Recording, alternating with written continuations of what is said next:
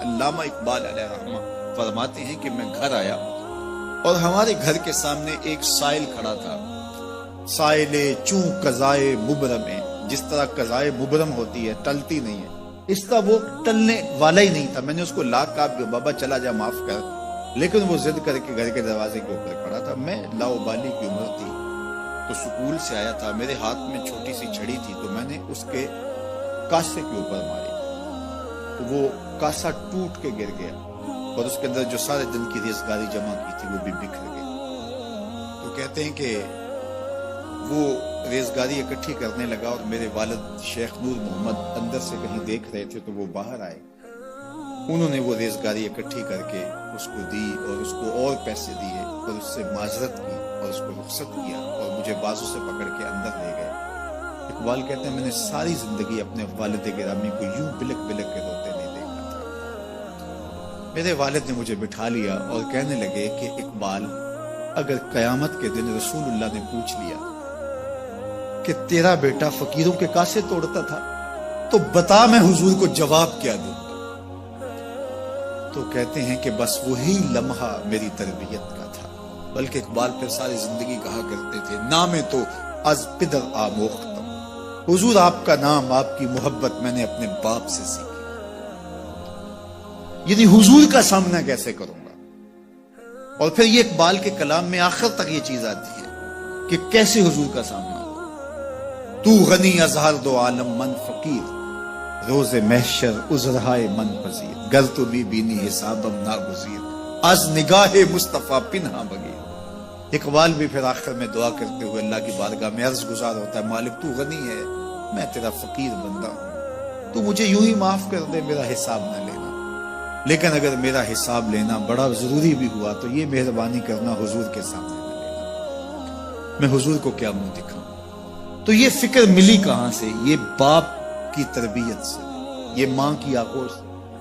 تو یہ ماں باپ کی ذمہ داری ہے کہ بیٹا جب کسی کا دل توڑے، جب کسی سے زیادتی کرے تو باپ وہیں اس کا راستہ روکے.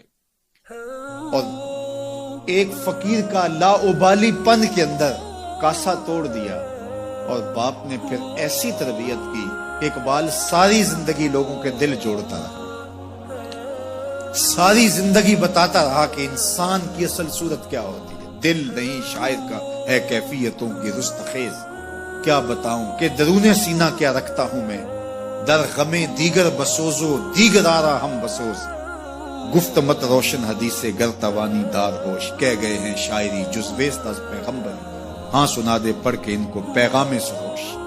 وہ کہتا ہے دوسروں کے غم میں جلنا اور پھر اس غم کو جہان میں پھیلا دینا، اسی کا نام شاعری. پھر اقبال نے وکری شاعری کی. شاعر تو اور بھی ہیں لیکن اقبال کہتا ہے شاعری از مثنوی مقصود نیست، بت فروشی بت گری مقصود نیست، کشتائے انداز ملا جامیم، نظم و نثر او علاج خامیم. وہ کہتا ہے کہ میں یہ بت نہیں بنا رہا کہ یہ غزلیں تراش کے اور یہ نظمیں تراش کے لوگوں سے داد وصول کروں، بلکہ کسی نے اقبال کو کہا یار کوئی غزل تو سناؤ.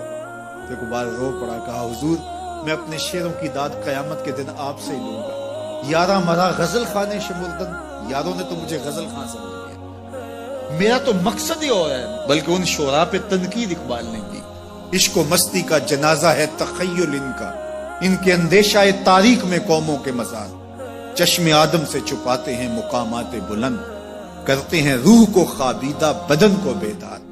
ہند کے شاعر و صورت گرو افسانہ نویس، آہ بیچاروں کے اعصاب پہ عورت ہے سوار. ہر وقت لب و رخسار کے تذکرے، ہر وقت نشیلی آنکھوں کی کہانیاں، ہر وقت قدے رانا کی باتیں. کہا تم اس خول سے نکل ہی نہیں رہے. تمہاری شاعری صرف ایک عورت کے گرد گھوم رہی ہے جس نے اس کو تخلیق کیا. اس خالق کے جلوے بھی تو دیکھو نا. تو اقبال پھر اقبال بنتا ہے اور اس کو یہ شعور، یہ آگہی، یہ نور ملتا کہاں سے ہے؟ یہ باپ سکھاتا ہے. باپ کے بعد پھر مولوی میر حسن ملتا ہے جو استاد اقبال کو اقبال بنا دیتا ہے. تو یہ ماحول انسان کو سکھاتا ہے. تو میں اور آپ دیکھیں کہ ہم اپنی اولاد کو کیا دے رہے ہیں. تو کبھی بھی اپنی اولاد کو اس کی اجازت نہ دیں کہ وہ کسی کمزور پر ظلم کرے۔ جب کمزور پر آپ کی اولاد ظلم کرتی ہے، زیادتی کرتی ہے،